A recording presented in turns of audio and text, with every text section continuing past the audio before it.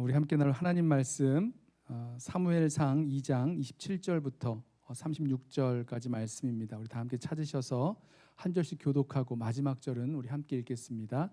구약성경 사무엘상 2장 27절부터 마지막 절 36절까지 말씀 우리 찾으셔서 한 절씩 교독하고 마지막 절은 함께 읽겠습니다. 제 성경은 구약성경 411쪽 사무엘상 2장 27절입니다. 제가 먼저 읽습니다. 하나님의 사람이 엘리에게 와서 그에게 이르되 여호와의 말씀에 너희 조상의 집이 애굽에서 바로의 집에 속하였을 때에 내가 그들에게 나타나지 아니하였느냐. 이스라엘 모든 지파 중에서 내가 그를 택하여 내 제사장으로 삼아 그가 내 제단에 올라 분향하며 내 앞에서 에봇을 입게 하지 아니하였느냐. 이스라엘 자손이 드리는 모든 화제를 내가 내 조상의 집에 주지 아니하였느냐. 너희는 어찌하여 내가 내 처소에서 명령한 내 제물과 예물을 밟으며 내 아들들을 나보다 더 중히 여겨 내 백성 이스라엘이 드리는 가장 좋은 것으로 너희들을 살찌게 하느냐. 그러므로 이스라엘의 하나님 나 여호와가 말하노라. 내가 전에 내 집과 내 조상의 집이 내 앞에 영원히 행하리라 하였으나 이제 나 여호와가 말하노니 결단코 그렇게 하지 아니하리라. 나를 존중히 여기는 자를 내가 존중히 여기고 나를 멸시하는 자를 내가 경멸하리라. 보라, 내가 네 팔과 네 조상의 집 팔을 끊어 네 집에 노인이 하나도 없게 하는 날이 이를지라. 이스라엘에게 모든 복을 내리는 중에 너는 내 처소에 환난을 볼 것이요 내 집에 영원토록 노인이 없을 것이며 내 제단에서 내가 끊어버리지 아니할 내 사람이 내 눈을 쇠잔하게 하고 내 마음을 슬프게 할 것이요 내 집에서 출산되는 모든 자가 젊어서 죽으리라. 내 두 아들 홈니와 비느하스가 한날에 죽으리니 그 둘이 당할 그 일이 내게 표징이 되리라. 내가 나를 위하여 충실한 제사장을 일으키리니 그 사람은 내 마음 내 뜻대로 행할 것이라. 내가 그를 위하여 견고한 집을 세우리니 그가 나의 기름 부음을 받은 자 앞에서 영구히 행하리라. 그리고 내 집에 남은 사람이 각기 와서 은 한 조각과 떡 한 덩이를 위하여 그에게 엎드려 이르되 청하노니 내게 제사장의 직분 하나를 맡겨 내게 떡 조각을 먹게 하소서 하리라 하셨다 하니라. 아멘. 하나님의 질문 15번째 시간, 하나님께서 하나님의 사람 선지자죠. 선지자를 통해서 엘리 제사장에게 하신 그 질문들을 함께 상고해 보면서 이 질문에 담겨 있는 하나님의 시선으로 우리 자신과 교회 공동체를 돌아보고 또 질문에 담겨 있는 하나님의 메시지를 우리 함께 듣는 그런 시간 되기를 원합니다. 우리가 읽은 본문은요, 이제 어느 날 이제 하나님의 사람이 엘리 제사장을 찾아와서 전한 이 하나님의 말씀입니다. 이 말씀에는 엘리 제사장과 그의 불량한 아들들을 향한 하나님의 심판과 저주로 엘리 제사장 가문이 몰락할 것을 예견하는 말씀이 담겨 있죠. 엘리 제사장 집에 그 후손 가운데 노인이 없으리라. 모두가 다 젊어서 죽으리라. 두 아들 홈니와 비느하스가 한날에 죽으리라. 이렇게 말씀하시는 그 말씀이 담겨 있어요. 무섭죠?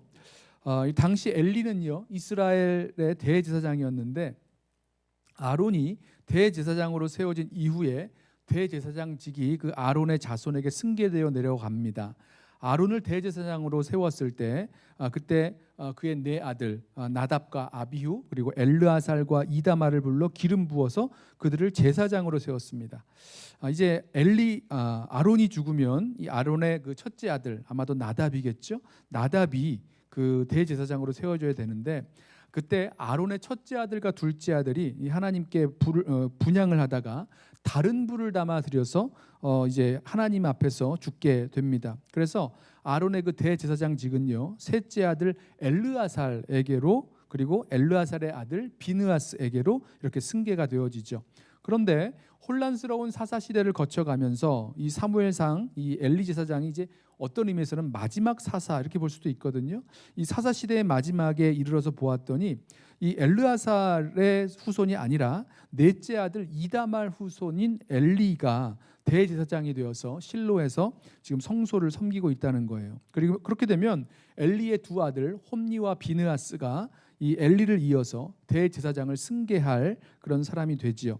자, 후에 사울이 왕이 되었을 때를 살펴보면 홈니와 비느하스 중에서 비느하스의 손자, 아들이 아니라 손자 아히두베 아들 아히멜렉이 노베에서 성소를 섬기고 있는 것으로 나옵니다. 그리고 아히멜렉의 아들 아비아달은 다윗이 왕이 될 때에 대제사장으로 임명되죠. 제가 지금 족보 얘기를 너무 길게 하니까 좀 복잡하게 생각하실 수 있는데 간단하게 설명드리면 아론의 첫째도 아니고 둘째도 아니고 넷째 아들 이다말의 후손인 엘리와 그의 아들들이 대제사장직을 맡아서 섬기게 되었다라는 것입니다. 이게 다윗 시대까지 이어지는데요.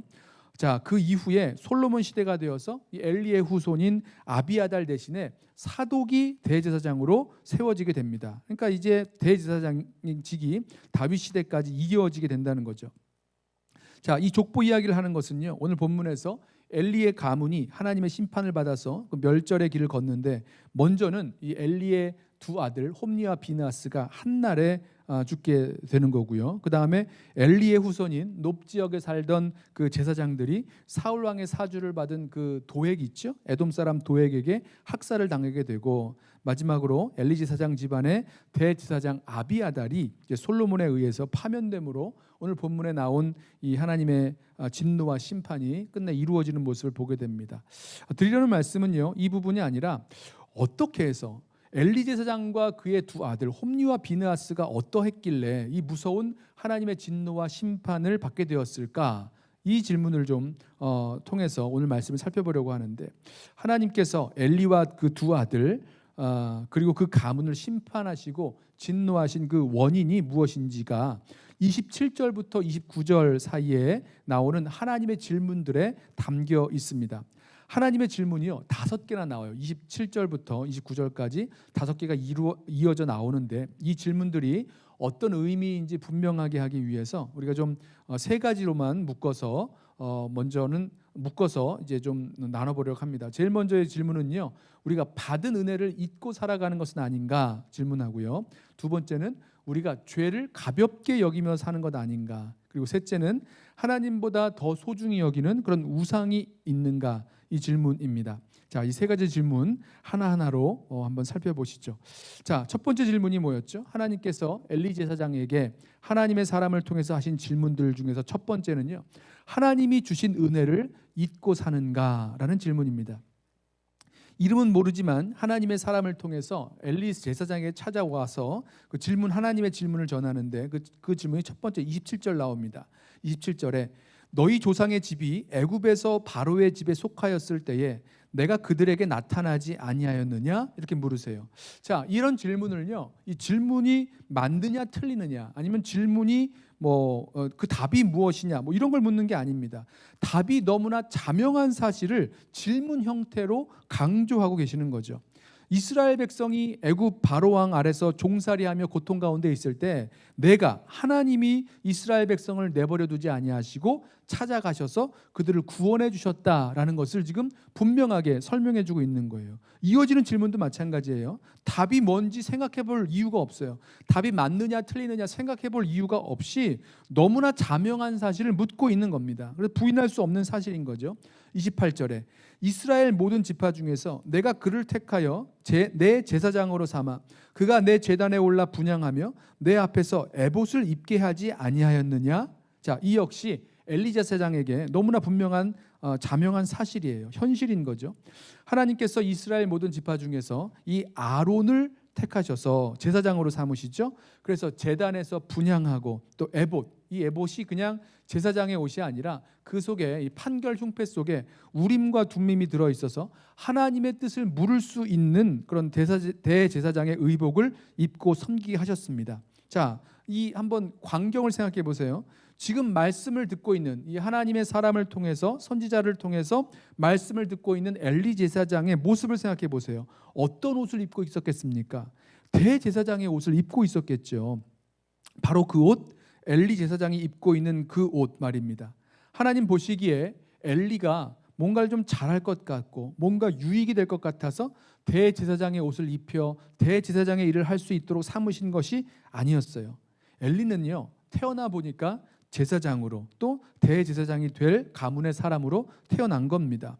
홈리와 비나스도 마찬가지죠. 뭔가 좀 잘할 것 같아서 아니면 뭔가 뛰어나서가 아니라 태어나 보니까 그렇게 선택되어지고 그렇게 제사장의 사명을 감당해야 될 사람으로 태어난 것입니다.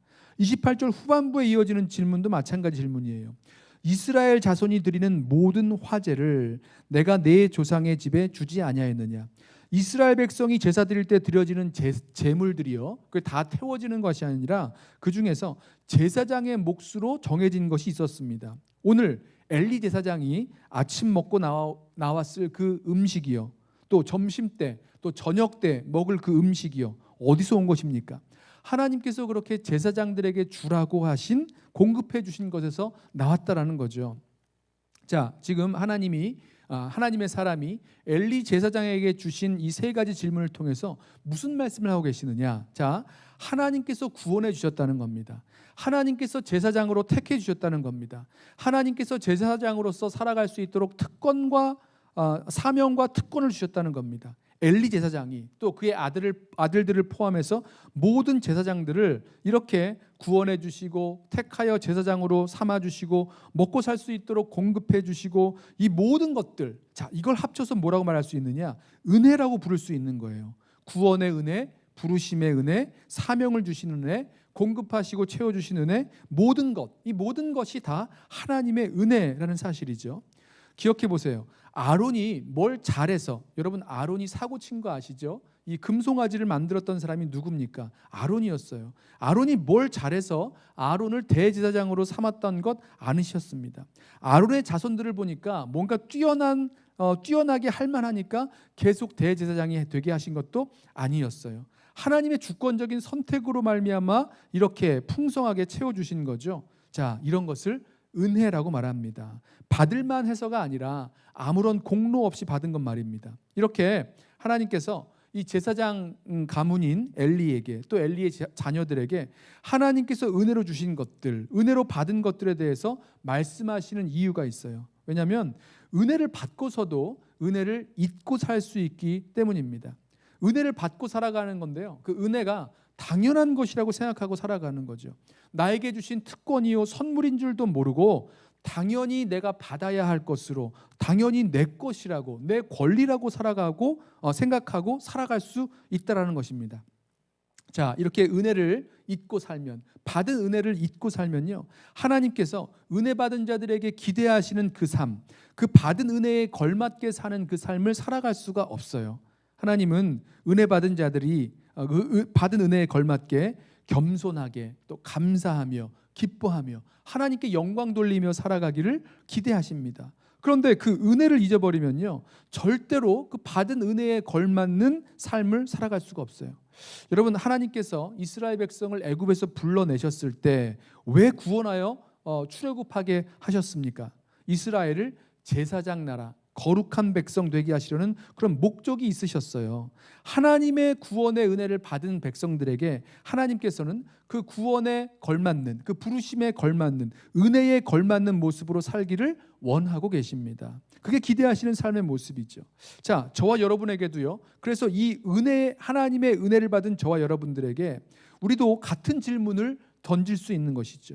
나를 사랑하사 나를 위하여 십자가 지신 예수 그리스도, 그 하나님의 아들 십자가의 은혜를 받은 저와 여러분, 구원의 은혜, 부르시고 택하신 그 은혜, 이 세상 가운데 우리를 하나님의 거룩한 나라, 그의 소유된 백성, 왕 같은 제사장으로 부르셔서 우리를 어두운 데서 불러내어 그의 기이한 빛에 들어가게 하신 자의 아름다운 덕을 선전하게 하시려고 우리를 부르셨다라고 하는데, 자, 그 은혜의 부르심에 합당하게 우리가 살아가고 있는가 물어봐야 된다는 거죠. 그래서요, 지금 주님께서 저와 여러분에게도 받은 은혜를 과연 잊고 살아가고 있는 것은 아니냐라고 묻고 계신다는 겁니다. 저와 여러분이 받은 은혜를 너무나 당연하게 여기며 사는 것 아니냐고 묻고 계시는 거예요. 구원의 은혜, 부르시고 사명을 주신 은혜, 공급하시고 인도하여 주신 은혜, 지금 나의 나 된 것이 다 하나님의 은혜다라고 고백하면서 정말로 살고 있는지를 묻고 계십니다. 그 받은 은혜를 잊는 순간에 우리는 은혜에 걸맞는 삶을 살아갈 수 있는 그 힘을 잃어버리죠. 주님께서 주신 그 은혜를 기억해야지만 은혜에 걸맞는 삶을 살아갈 수 있습니다. 바로 여기서 시작하는 거죠. 자, 하나님께서 엘리 제사장에게 주신 질문 두 번째는요, 죄를 가볍게 여기고 사느냐라고 물으시는 질문입니다. 자, 29절부터 이어지는 질문에는요, 하나님의 강한 질책, 책망이 담겨 있어요. 자, 29절의 질문이 우리가 읽은 성경에서는 이제 하나의 질문, 긴 문장의 한 질문으로 나오는데 이를 두 개의 질문으로 나누어 읽을 수가 있습니다. 너희는 어찌하여 내가 내 처소에서 명령한 내 재물과 예물을 밟느냐라고 물으시죠. 여기서 밟느냐라는 건요, 영어 성경을 보면 스콘이라고 써 있는데요, 멸시한다라는 뜻입니다. 자, 그리고 이어지는 두 번째 질문이 내 아들들을 나보다 더 중히 여겨 내 백성 이스라엘이 드리는 가장 좋은 것으로 너희들을 살찌게 하느냐, 두 개의 질문으로 나누어서 들을 수가 있습니다. 오늘 본문 앞에서는요, 하나님께서 엘리 제사장에게 이런 질책을 하시게 된 아주 분명한 이유를 알려주는 사건들이 나오는데, 이 엘리 제사장의 두 아들인 홈니와 비느하스에 대해서 먼저 성경이 이렇게 기록하고 있어요. 12절 말씀 보면, 읽진 않았지만 오늘 본문 12절 말씀 보면 엘리의 아들들은 행실이 나빠 여호와를 알지 못하더라라고 기록하고 있습니다. 자, 여호와를 알지 못하더라, 무슨 말입니까? 이 말은요, 하나님이 있는지 없는지 지식적으로 몰랐다, 이런 말이 아니에요. 여러분, 이들이 누구죠? 제사장 가족입니다. 제사장 가족이요. 하나님의 이름을 매일 부르며 하나님께 제사를 드리고 제사에 참여했을 사람들이에요. 그런데 어떻게 하나님을 몰라요? 당연히 알죠. 지식적으로는 당연히 아는 겁니다. 여기서 하나님을 알지 못했다라는 말은요, 자신의 삶에서 하나님을 인정하지 않고 살았다는 겁니다. 하나님을 인정하지 않고, 그래서 하나님을 두려워하지 않고, 하나님을 무시하고 업신여기고, 심지어는 하나님을 대적하면서 살았다라는 것을 말씀하고 있는 거예요. 아침 저녁으로 제사를 드려도 그럴 수 있다는 겁니다. 월삭과 절기 때마다 풍성한 제사를 드렸어도 그렇게 하나님을 모르고 하나님을 무시하고 업신여기며 살 수 있다는 거예요. 하나님 무시하고 하나님 인정하지 않고 살면서 제사 드리는 제사장일 수 있었다는 말씀입니다. 자, 이렇게 하나님을 인정하지 않는 이 홈니와 비느하스의 그런 모습은요, 그 삶의 악행으로 나타나게 되어졌어요. 제사장으로서 홈니와 비느하스는요, 하나님의 하나님 모든 일에 하나님을 경외하면서 자신을 거룩하게 구별하면서 살아야 했을 텐데 그렇지 못했습니다. 일반 백성도 상상하지 못할 그런 죄를 저지르면서, 악행을 저지르면서 살았어요. 이 나쁜 행실에 대해서 두 가지 이야기가 나오는데, 하나는요, 하나님께 드린 그 제물을 자기가 가져다가 먹는 이야기가 나옵니다. 하나님은 제사장들에게 제사를 드린 그 제물의 일부분을 제사장 몫으로 주셨습니다. 레위기 10장 14절을 보면 이렇게 말씀해요. 흔든 가슴과 들어올린 뒷다리는 너와 내 자녀가, 제사장에게 하신 말씀이에요. 너와 내 자녀가 너와 함께 정결한 곳에서 먹을지니 이는 이스라엘 자손의 화목제물 중에서 내 소득과 내 아들들의 소득으로 주신 것임이니라. 자, 하나님께 드리는 그런 제물 가운데 뭡니까? 흔든 가슴과 들어올린 뒷다리는 이 제사장들에게 주도록 정해지신 겁니다. 그리고 이것을요, 영원한 소득이라고 말씀하셨어요. 화목제물에서도 흔든 가슴과 뒷다리, 레위기 7장에 똑같이 말씀하시고요. 신명기 18장을 보면요, 그 드리는 제물 중에서 소나 양의 앞다리, 그리고 두 볼과 위, 좀 이상하죠? 그리고 거둔 곡식 중에서 처음 익은 포도주와 기름, 또 처음 거둔 양털을 제사장에게 주도록 하셨습니다. 자, 그런데 이 홈니와 비느하스는요, 제사를 드리고 나서 그 고기를 삶고 있을 때 이 삼지창처럼 생긴 긴 이런 포크 같은 걸 가져다가 이 솥이나 그 가마에 삶고 있는 가마에 찔러서 걸려 나오는 대로 자기가 자기 것으로 가져갔습니다. 뭐가 걸려 나왔을까요?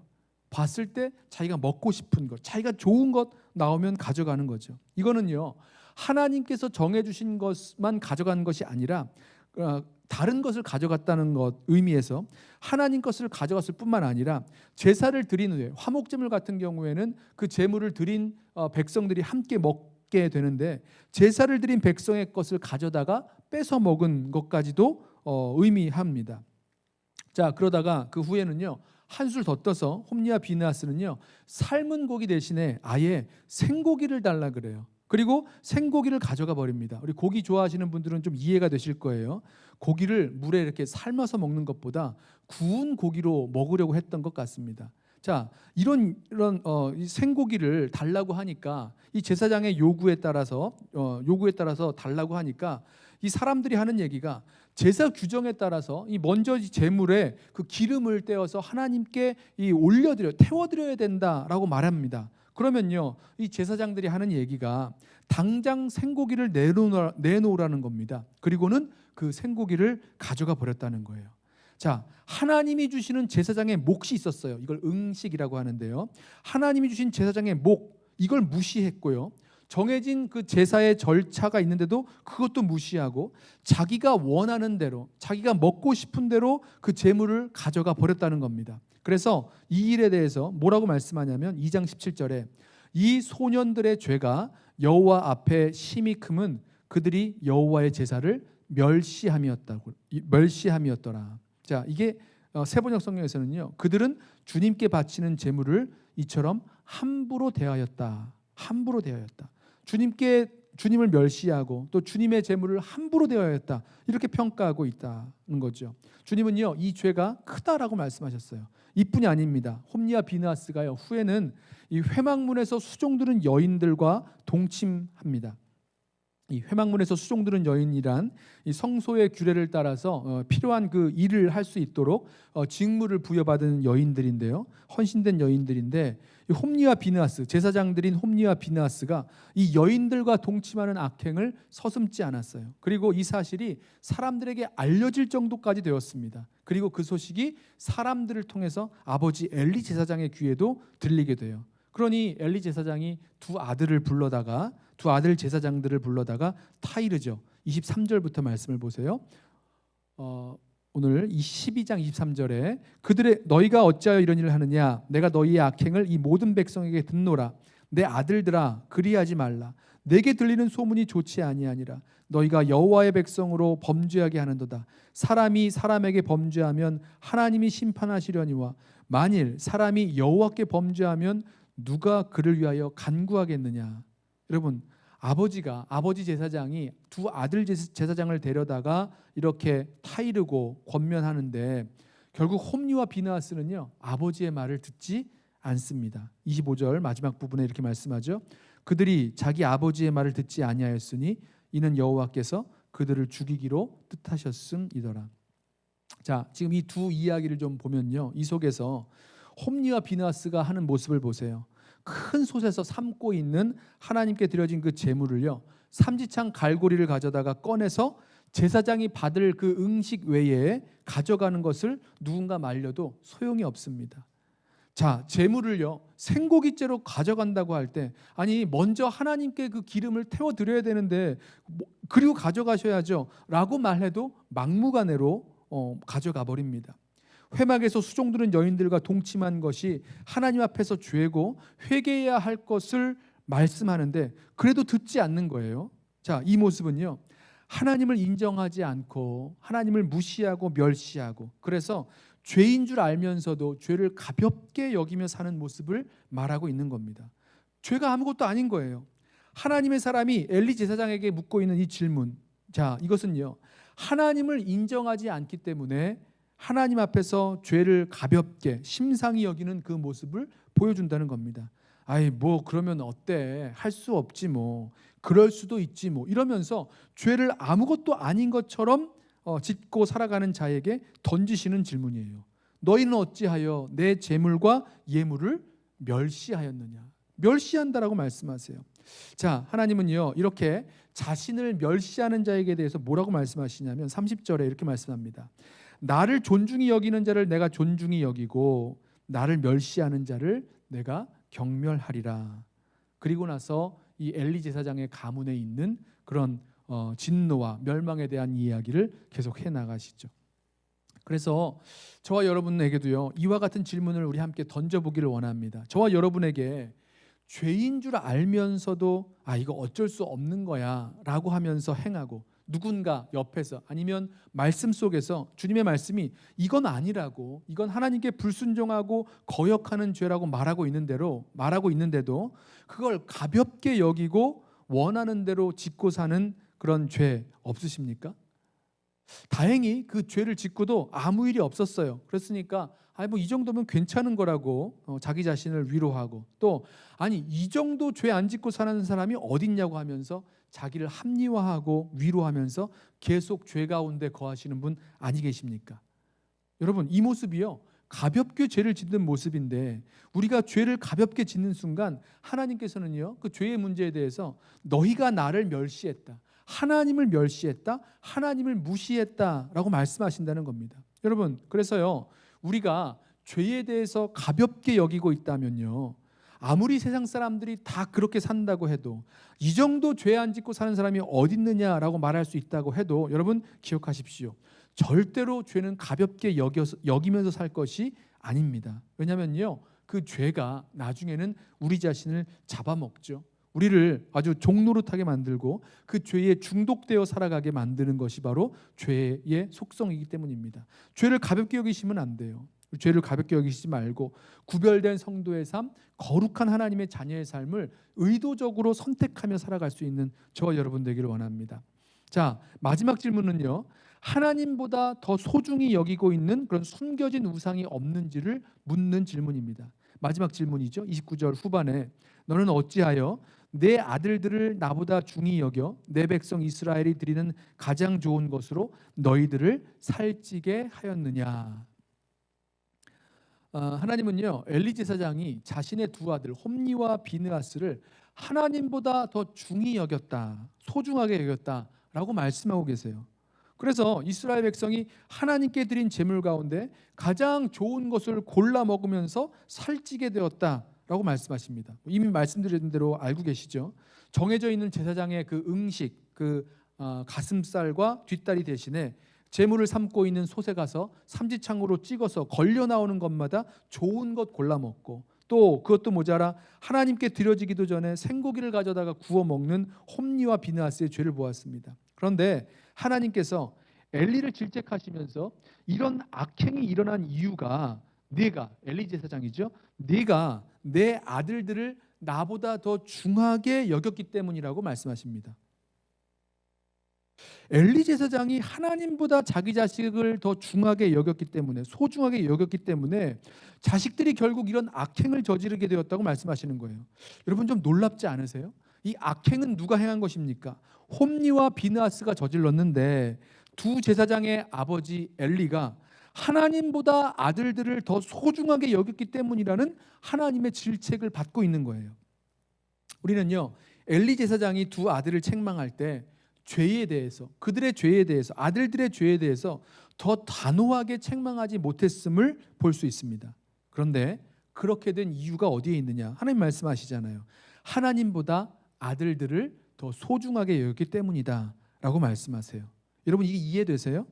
아들들이 죄로 말미암아 하나님의 진노와 저주를 자청하고 있는데도 엘리는 그 악행을 강하게 금하지 못했다는 겁니다. 왜죠? 하나님보다 아들들을 더 사랑하고 있었기 때문이라는 거예요. 여러분, 하나님께서요, 부모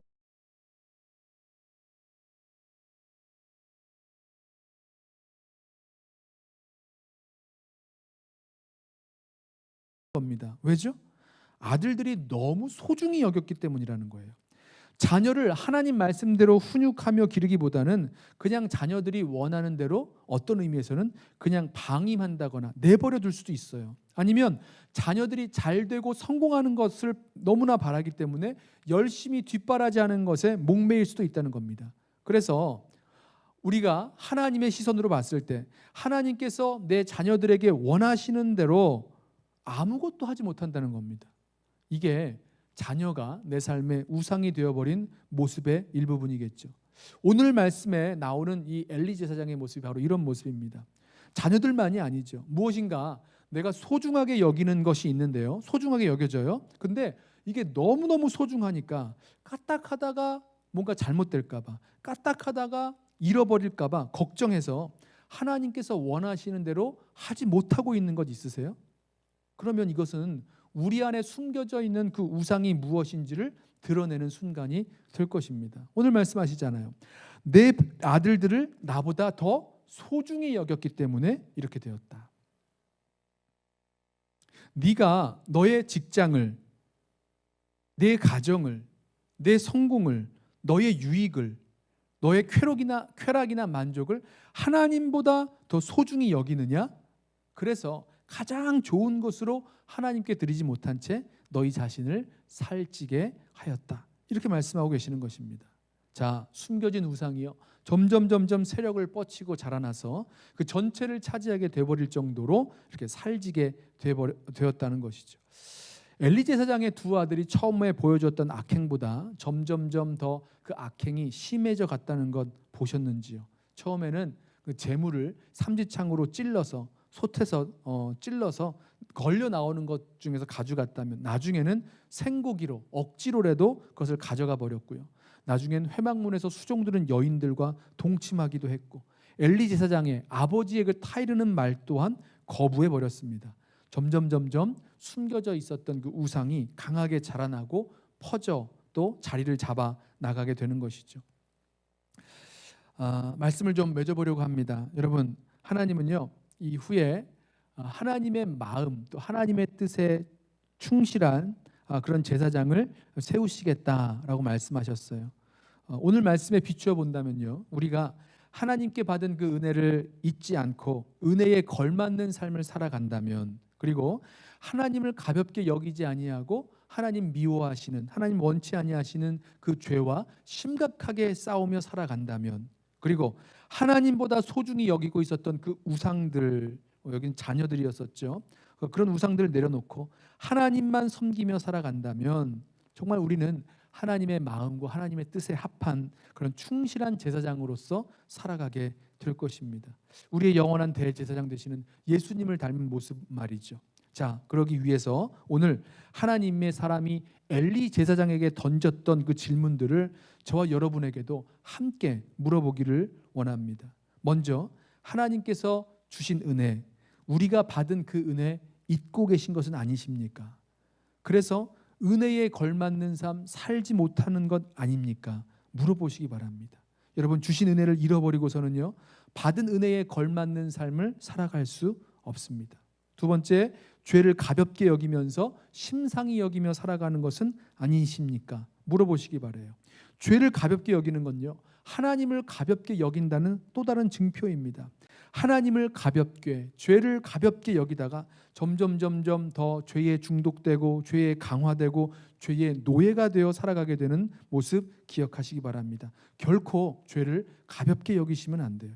마지막으로, 하나님보다 더 소중히 여기는 것은 무엇인지 우리 자신에게 한번 물어보시죠.